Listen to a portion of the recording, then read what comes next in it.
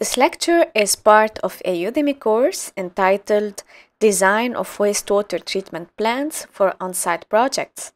You will learn how to fully design a treatment plant for small to medium-scale projects. You can find an 80% discount promo link in the description box. Let's start explaining the first method for the primary treatment, which is the septic tank. So a septic tank is a very simple method. Let's say we have no need for electricity, for devices, for any electromechanical component.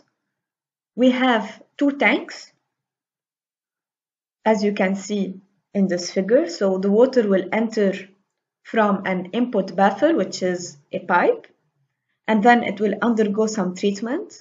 Then the liquid will leave to another tank. Also, it will undergo some treatment. Then it will leave to the secondary treatment. So basically, it's a very simple method. And as you can see in this figure, the volume of the first compartment, so this is the first compartment, is the double of that of the second compartment. So for the septic tank, it is very important to have two compartments, not only one compartment, for a better and a high effluent quality. We have four processes that take place in the primary treatment. The first process is the sedimentation.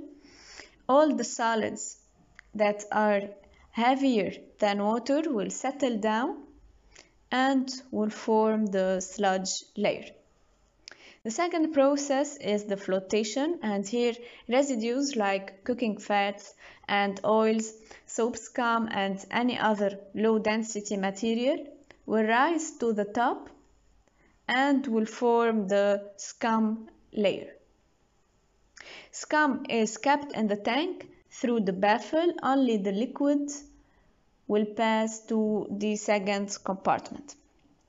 Scum layer is actually very important because it will provide an airtight seal, and this will create anaerobic conditions, which means the absence of oxygen.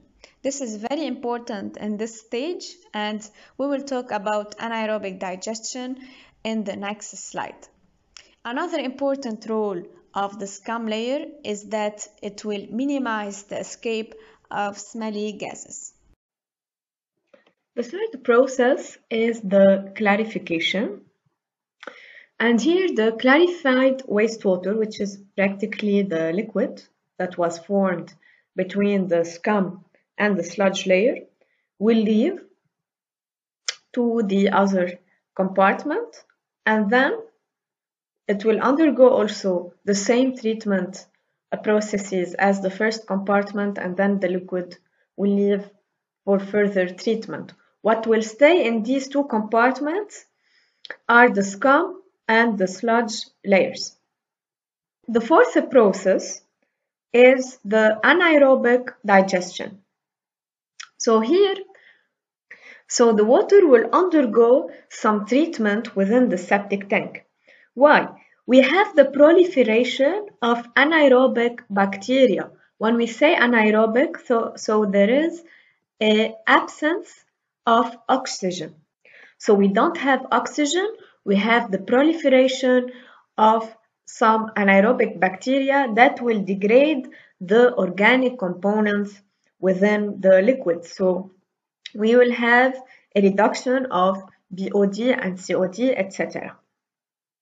These organic material will be converted to stable compounds like gases, such as the methane that has a strong smell, also the ammonia and another complex gases, and those gases are very explosive and poisonous. So please pay attention when you open this cover.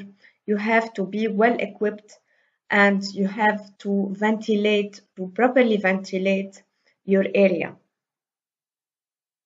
The scum and sludge layer that have been formed are very difficult to decompose in these conditions and will continue to accumulate So you will have to remove these layers every now and then, practically every 3 to 5 years.